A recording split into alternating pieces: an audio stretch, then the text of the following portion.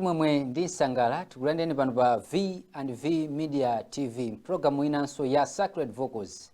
Kumbukirani kuti ndi programu imene timakupatsani nyimbo zosiyanasiyana, nyimbo zimene ndizoyimbidwa ndi achinyamata. Cholinga cha programu iyi ndikufuna kuyamikira luso limene achinyamata athu ali nayo mu mpingo wathu wa Seventh Day Adventist.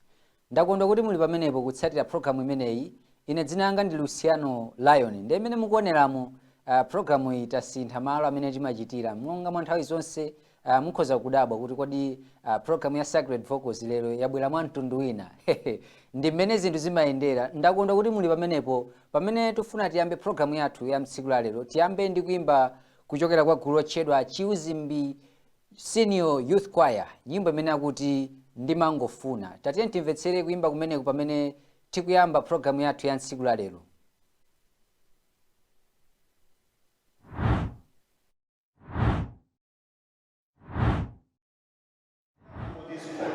Sentences you, Master Okosolijan, to 72 months imprisonment with capital. Ndimangofuna nditakala muntu olungama, oyera ntima tutu opanda banga, koma tupindi ntima zimangolimbana, ntima umafuna zina, tupilili mafuna zina. Chimwa ine adzandipulumutsa ndani, kutupilo chimwali. Yesu Kristu menyereni nkhondo ndekandaleperatu, kukala oyera mundivekele chilungamo chanu. Ndimangofuna nditavala korona wa moyo, ndimulindira ndipo ndichilimika, mpaka pasiku linakadza kwatulidwa, ndikadzawomboledwa ine, ndikadzamuona tu Yesu. Chimwemwe chopodza komana tunaye, fumu ya mafumuyo, Yesu Kristu. Komereni ntima mlembedzi alangalo, bukulo la moyo, moyo osata mwakonzera ine. Ndimangofuna lilile lipenga lotsiriza, ogona manda atango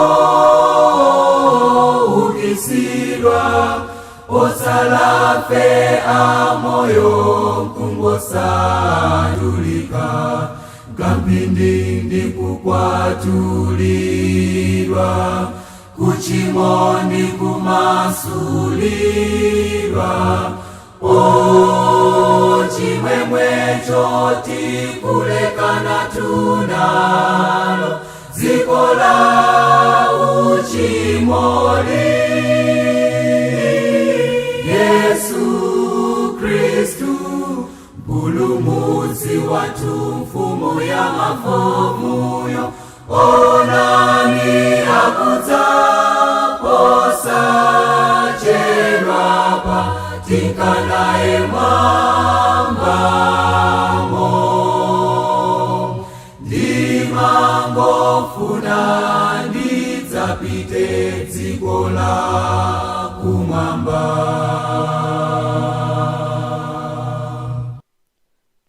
Kuimba kwabwino kumene kuchokera kwa gulu lotchedwa Chiuzimbi Youth Choir, nyimbo imene yakuti ndimangofuna kufotokoza kunena kuti ndimafunitsitsa ntakhala munthu olungama koma thupi limakana zofunika zimene ndikuyenera ndichite kunena kuti ndikhale munthu olungamazo ndimayesetsa koma sizitheka yayi. Chofunika ndi mphamvu ya Mulungu wathu okhala kumwamba kuti atithandize. Nyimbo yabwino kwambiri, nyimbo yoyimbidwa kuchokera kwa makosana amenewa a Chiuzi Senior Youth Choir kuchokera mu mzinda omwe uno wa Lilongwe ku area 25.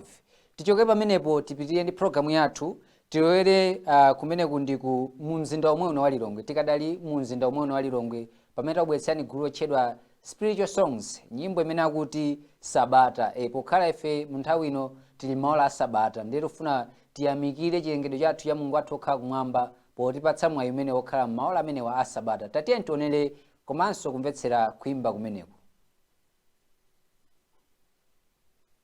Ngaziko ni mau okana lenga zonse tapanga muntu chifanizo ke ni mpweya wake na muzira anapumula kuchito zonse la chisanu chiwiri atate na liyereta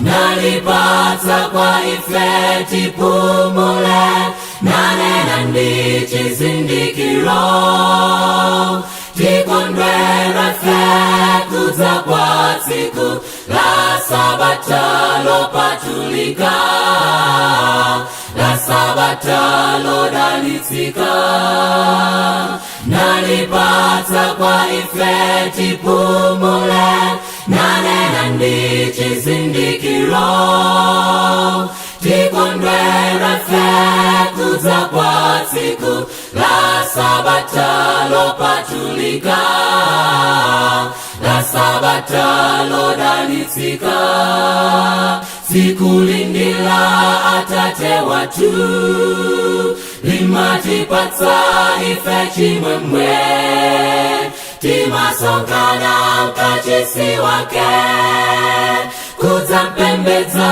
Mulungu watu tikuyendera fe kulisunga tsiku la Sabata nilamulo lokazikika losasinthika konse nalipata kwa ife tipumule nanena ndi chizindikiro tikondwera fe kudza kwa tsiku la Sabata